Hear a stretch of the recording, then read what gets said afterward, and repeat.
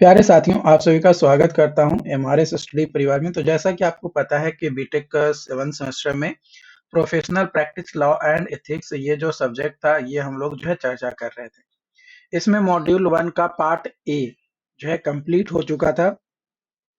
अब हम लोग यहाँ पे जो बात करने वाले हैं मॉड्यूल 1 के पार्ट बी में। पार्ट बी में हम लोग जो है प्रोफेशनल एथिक्स के बारे में समझेंगे। प्रोफेशनल एथिक्स में सबसे पहले हम लोग यहाँ पे क्या देख लेते हैं, सिलेबस कि कौन कौन से सिलेबस हमें जो है यहाँ पे डिस्कस करनी है। तो सिलेबस में प्रोफेशनल एथिक्स में एथिक्स क्या होता है, प्रोफेशनल एथिक्स क्या होते हैं, बिजनेस एथिक्स क्या होता है, कारपोरेट एथिक्स क्या होता है, इंजीनियरिंग एथिक्स क्या होता है, पर्सनल एथिक्स क्या होता है, code of ethics as defined in the website of Institution of Engineering India, professions, professionalism, professional responsibility, professional ethics, conflicts of interest, gift and bravery, environmental breaches, negligence, deficiencies in a state of art, legal mechanism, whistleblowing and protected disclosure। In points के बारे में हम लोगों को क्या करना है, अब आज के इस मॉड्यूल में पढ़ना है। हो सकता है कि ये वीडियोज 1 से 2 पार्ट में बने, कोशिश रहेगा कि एक ही वीडियोज में पूरा खत्म किया जा सके, लेकिन डिपेंडिंग ऑन लेंथ ज्यादा अगर होने लगेगा तो आपको मैं ड्रॉप भी कर दूंगा और उसको 2 पार्ट में 3 पार्ट में मैं आपको बताऊंगा। ठीक है, तो यहाँ पे आपका सबसे पहले बात करते हैं प्रोफेशनल एथिक्स के बारे में। प्रोफेशनल एथिक्स जो है ये किसी भी पर्सन या किसी कारपोरेट के स्टैंडर्ड ऑफ बिहेवियर क्या है ना। जैसे मान लो कि मैं एक टीचर हूँ, है ना, मैं एक टीचर हूँ। तो एक टीचर क्या हो गया, एक प्रोफेशन हो गया। टीचर क्या हो गया, एक प्रोफेशन हो गया। तो ये हमारा प्रोफेशन है। मान लो कि घर पे हम किसी से अलग तरीके से बात करते हैं, है ना, लेकिन वही अगर अपने प्रोफेशन में आ गए, टीचर बन गए या जिस प्लेस पे मैं पढ़ाता हूँ उस प्लेस पे आ गए, तो वहां पे बोलने के लिए, बताने के लिए, समझाने के लिए जो बोलने का जो टोन होगा, है ना, जो बिहेवियर होगी हमारी, वो क्या होगा, अलग होगा। एक प्रोफेशनल बिहेवियर होगा, पर्सनल बिहेवियर से कुछ हटकर यहाँ पे होगा, है ना। पर्सनल जो बिहेवियर हमारा होगा उससे कुछ हटकर यहाँ पे हमारा होगा। तो हमारा आ गया प्रोफेशनल इथिक्स, है ना। जो प्रोफेशनल इथिक्स है इसमें वंस बिहेवियर और conduct when carrying out professional work, है ना। जब कोई भी प्रोफेशनल वर्क हम लोग कैरिड आउट कर रहे होते हैं, उसमें जो भी हमारा किसी एक व्यक्ति का जो भी बिहेवियर होता है वो प्रोफेशनल इथिक्स कहलाता है। ये कन्फाइन करता है और वेरीज करता है अक्रॉस डिफरेंट कल्चर्स।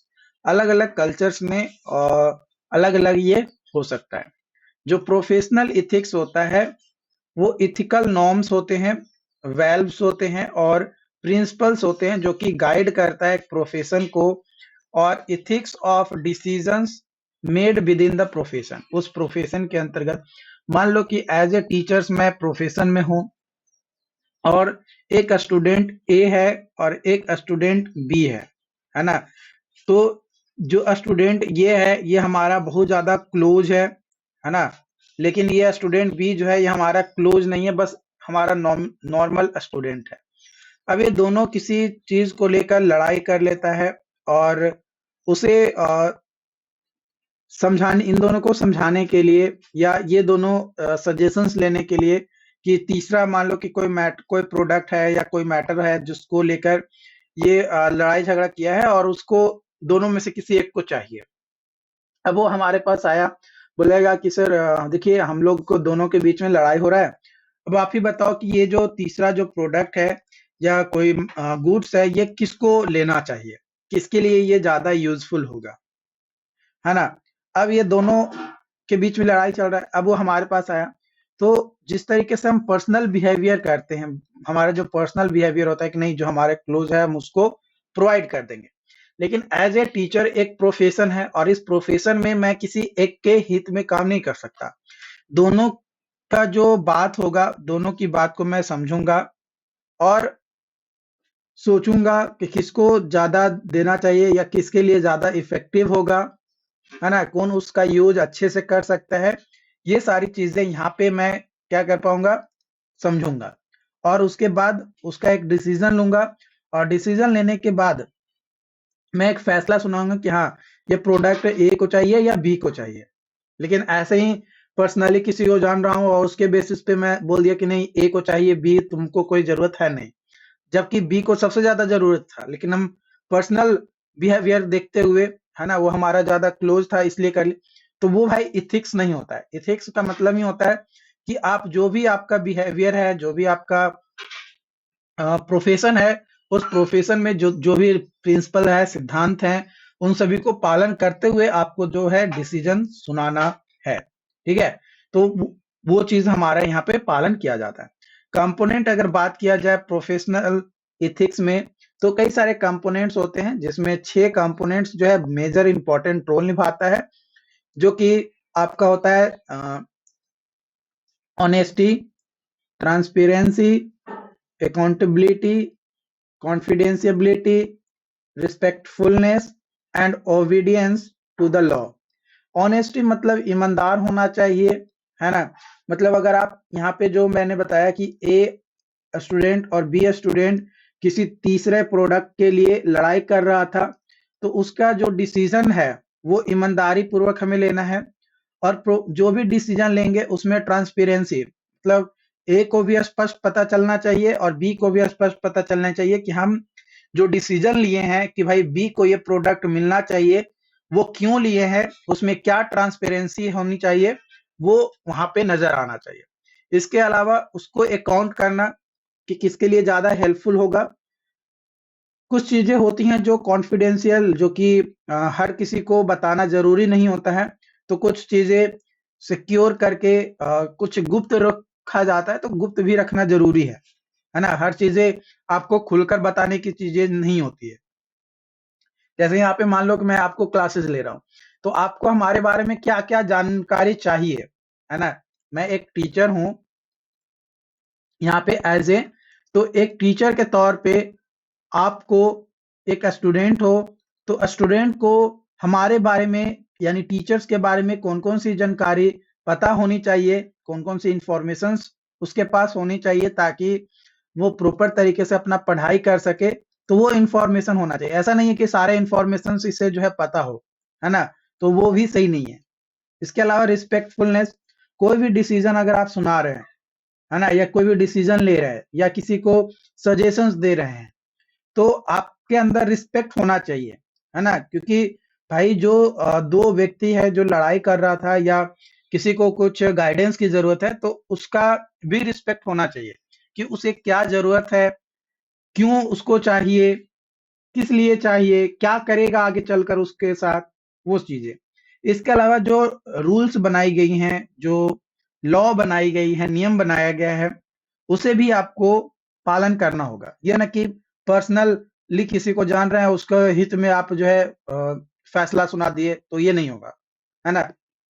जैसे कई सारे चीजों को लेकर आप कोर्ट में जाते हो, है ना, कोर्ट में जब जाते हो तो वहां पे पर्सनल बिहेवियर को देखकर नहीं आपको अ, जो है सुनवाई किया जाता है। वहां पे पूरा सबूत देखा जाता है ना।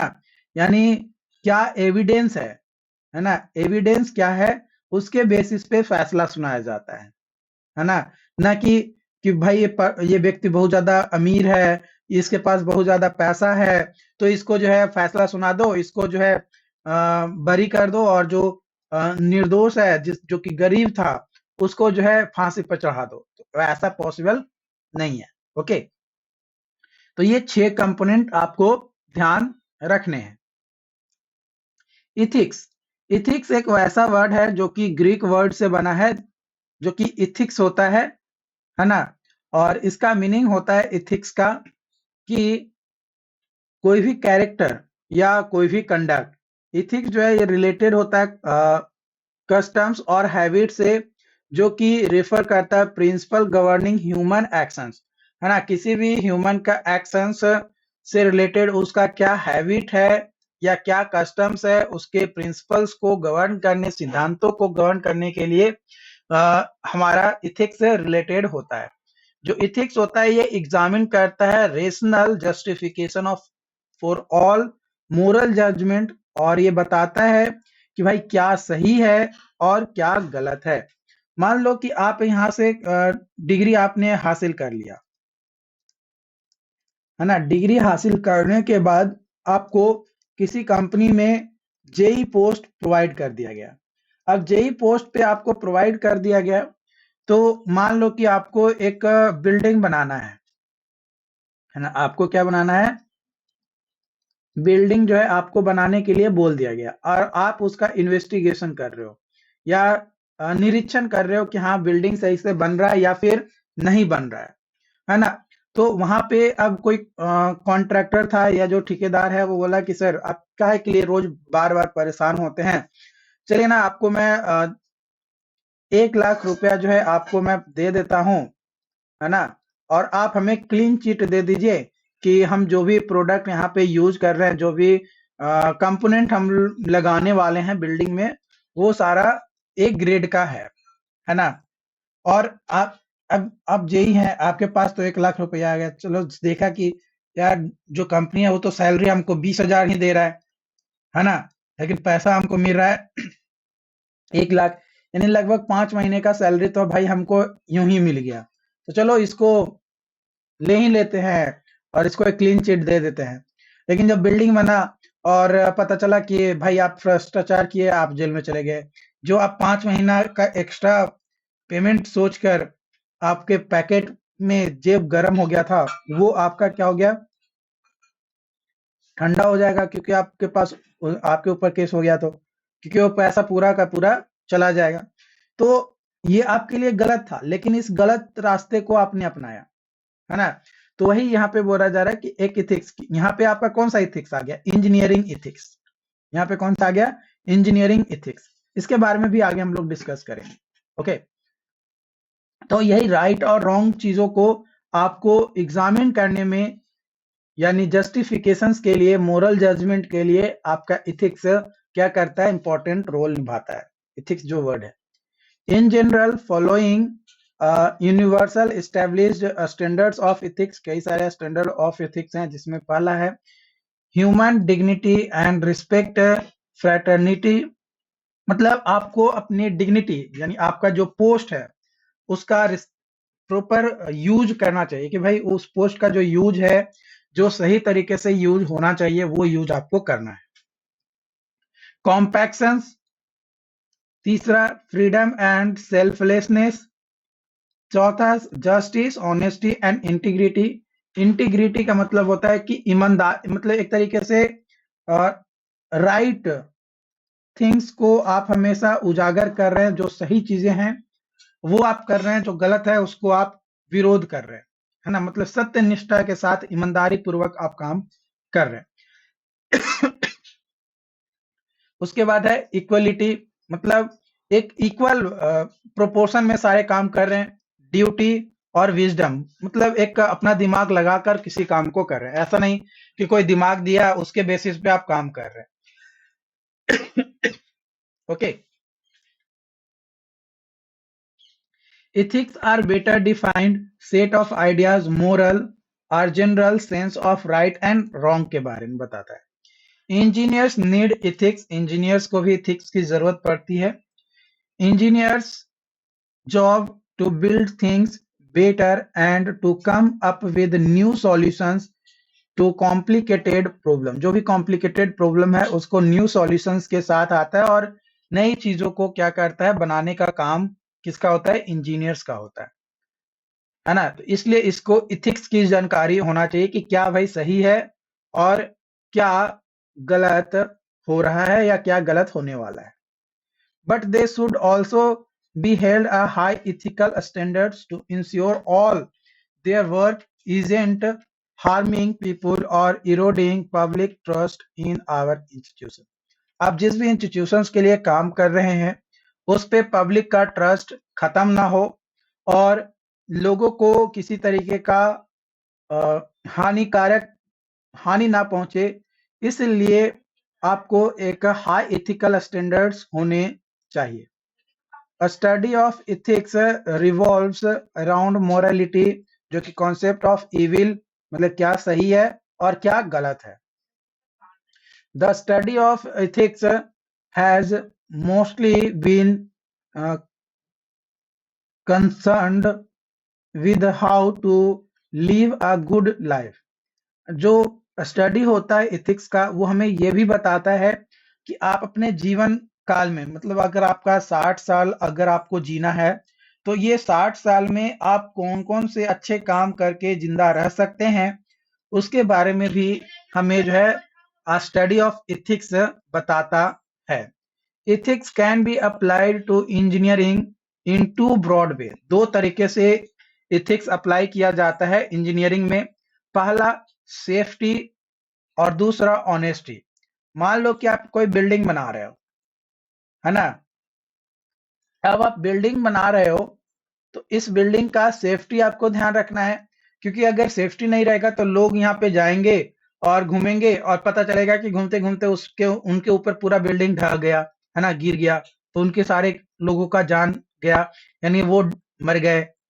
और ऑनेस्टी, मान लो कि आप बिल्डिंग बना रहे हो तो उसमें मान लो कि बोला गया कि आप जो कॉलम बना रहे हो बिल्डिंग का वो कॉलम में M35 grade of concrete use करना है और FE 415 आपको जो है यूज करना है रेनफोर्समेंट यानी रॉड स्टील। तो ये दोनों का ईमानदारी, मान लो कि अगर ये यूज करना था आपको बोला गया लेकिन आपने क्या किया, M25 यूज कर लिया और FE 500 यूज कर लिया, है ना, इस तरीके से। तो आपको जो यूज करना था उसमें आपने ईमानदारी तो नहीं बरता।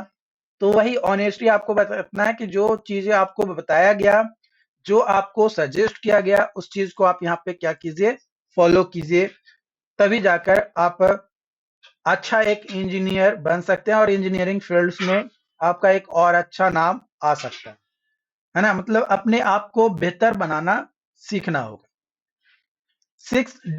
6 डिटर्मिनेंट्स हैं इथिक्स के, जैसे religion, society, time factor, knowledge, law and individual. ये जो 6 फैक्टर्स है ये किसी भी इथिक्स को, है ना, किसी भी इथिक्स को डिफाइन करने के लिए ये जरूरी है, क्योंकि कौन व्यक्ति किस रिलीजन से बिलोंग करता है, किस सोसाइटी से बिलोंग करता है, क्या उस पे टाइम फैक्टर है, उसका नॉलेज क्या है। मान लो कि कोई डिप्लोमा किया है ना, और कोई बीटेक किया है, तो ऑब्वियसली जो नॉलेज बीटेक वालों के पास होगा वो ज्यादा होगा एज कंपेयर टू डिप्लोमा वालों के कंपैरिजन में, है ना। उसी तरीके से लॉ, अगर मान लो कि कोई लॉ के अंदर काम कर रहा है तो उसमें टाइम ज्यादा लगेगा, और जो रूल्स को तोड़कर काम कर रहा है वो जल्दी काम को पूरा कर लेगा, है ना। तो ये चीजें, इसके अलावा कोई काम एक इंडिविजुअल्स कर रहा है और कोई काम एक कंपनी कर रही है, तो ऑब्वियसली जो इंडिविजुअल्स है वो थोड़ा धीरे धीरे काम करेगा, लेकिन कंपनी में कई सारे एम्प्लॉय होंगे, वो अगर एक साथ मिलकर काम करेंगे तो उसका रिजल्ट अलग देखने को मिलेगा। तो ये चीजें आपका यहाँ पे है।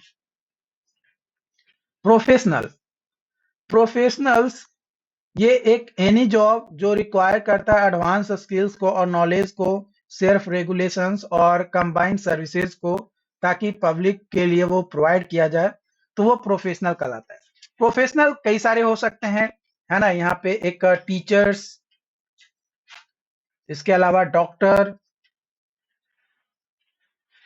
इसके अलावा इंजीनियर,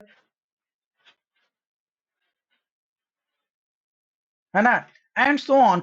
जो भी आप काम करते हैं, जो भी आपका काम करते हैं जिसमें आपको advance skill, knowledge, self regulations और उससे आप जो पब्लिक होती हैं उनको आप एक सर्विस प्रोवाइड कर रहे हैं, वो सारे ही आपके क्या हो जाएगा, आपका प्रोफेशन होगा, है ना। आपका क्या होगा, प्रोफेशन होगा, वो प्रोफेशनल कहलाता है। अब it brings a high status socially and economically.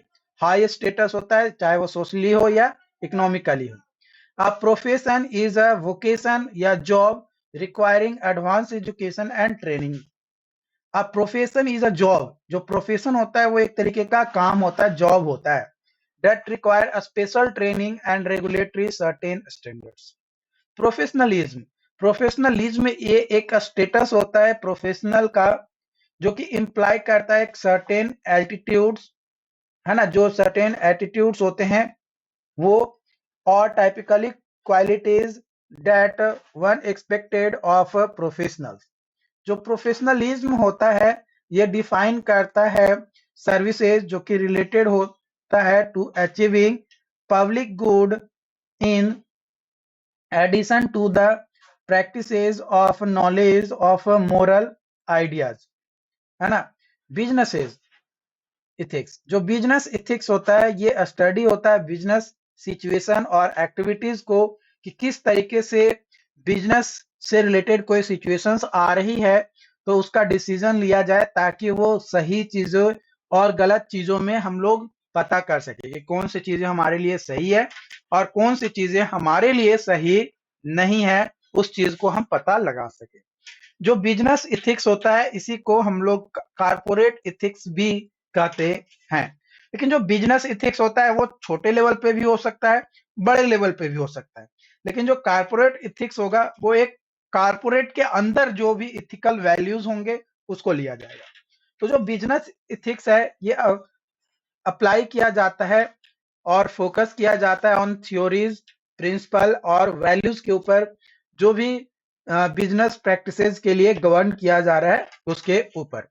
Example के तौर पे अगर बात किया जाए, commitment to conduct business fairly, treat people with dignity and respect.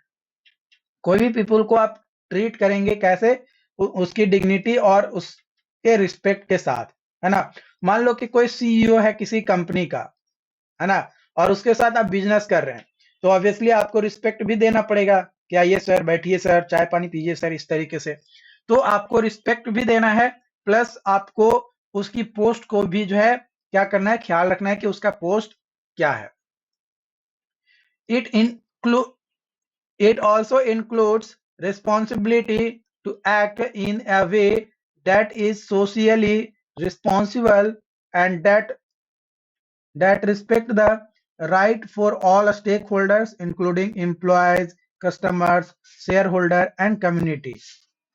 A company may also have a business ethical obligations to environmental responsible, to act in a way that's sustainable for the long term. Business ethics important होता है because ये help करता है हमें ensure that companies act with integrity and uphold the value of their industrial या industries का जो value है वो। जो बिजनेस इथिक्स है ये हेल्प करता है टू बिल्ड ट्रस्ट और कॉन्फिडेंस इन बिजनेस, है ना। बिजनेस में कॉन्फिडेंस और ट्रस्ट को बिल्ड करने में मदद करता है। साथ ही जो इंटरेस्ट होता है उसको भी प्रोटेक्ट करता है ऑफ ऑल स्टेक होल्डर से। इंजीनियरिंग इथिक्स, जो इंजीनियरिंग इथिक्स है, engineers have ethical and confined social responsibility to themselves, their client and society. में एक मतलब प्रॉपर रिस्पॉन्सिबिलिटी होना चाहिए इंजीनियर्स को, तो वो हमारा इंजीनियरिंग इथिक्स कहलाता है। जो इंजीनियरिंग इथिक्स है ये प्रैक्टिकली इंजीनियरिंग इथिक्स बैलेंस करता है कॉस्ट, शेड्यूल एंड रिस्क, जो भी होता है किसी भी प्रोजेक्ट को कंप्लीट करने के लिए उसे ये क्या करता है, उसके कॉस्ट को बैलेंस करता है, उसके शेड्यूल को बैलेंस करता है कि कितने दिन में वो प्रोजेक्ट जो है हमारा कंप्लीट होना चाहिए, और जो जो रिस्क इसमें आएंगे प्रोजेक्ट को कंप्लीट करने में उन सारे रिस्क को भी क्या करता है, ओवरकम या प्रॉपर बैलेंस करने का काम करता है। ओके।